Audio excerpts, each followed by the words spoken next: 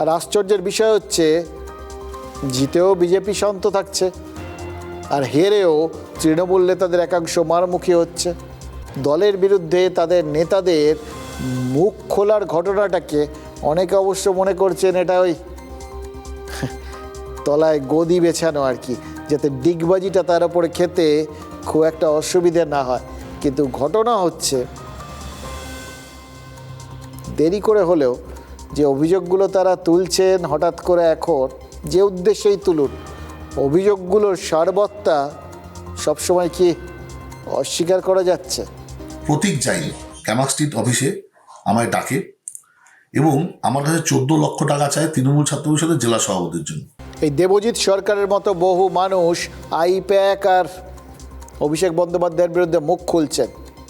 অভিষেক বন্দ্যোপাধ্যায়ের রেজাল্টের আগের হুঙ্কারগুলো এখন সব সোশ্যাল মিডিয়ায় ঘুরছে। দেখুন, এগুলো হলে যেটা হবে সেটাই তো দেখা যাচ্ছে। তৃণমূলের সাধারণ সম্পাদকের শরীরী ভাষাটা বদলে গেছে।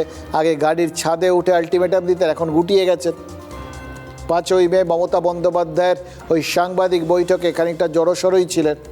আজ অখিলেশ যাদব যখন ওই কালীঘাটে মমতার বাড়িতে দাঁড়িয়ে বক্তব্য রাখছেন, একই রকম তখনও কিন্তু তিনি জড়সড়। শুধু তো নিচু স্তরের নেতাকর্মীরা মুখ খুলছেন না, নির্বাচিত বিধায়করাও তো এড়িয়ে চলছেন। মমতা বন্দ্যোপাধ্যায় কাল বিধায়কদের বৈঠকে ডেকেছিলেন কালীঘাটে, এবার 80 জনের মধ্যে 69 জন এসছেন, মানে 11 জন আসেননি। তৃণমূল সূত্রে ব্যাখ্যা হচ্ছে যে মমতা বন্দ্যোপাধ্যায় নিজেই নাকি দলীয় বিধায়কদের বার্তা দিয়েছেন আক্রান্ত মানুষের পাশে থাকতে। কিন্তু দুটো প্রশ্ন তো রয়েছে।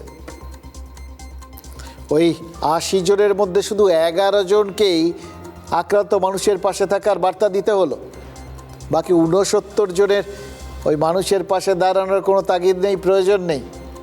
আর তার থেকেও বড় প্রশ্ন, সেইভাবে আক্রমণটা কোথায় হলো যে তাদের পাশে দাঁড়াতে হবে? 11 জন বিধায়কের এলাকায় যদি মানুষ আক্রান্ত হতো তাহলে তো সোশ্যাল মিডিয়া ভেসে যাওয়ার কথা। কিন্তু এখন যা পরিস্থিতি, 21শে জুলাই ওই ধর্মতলা ভরবে কিনা তাতে তো সন্দেহ দেখা দিচ্ছে।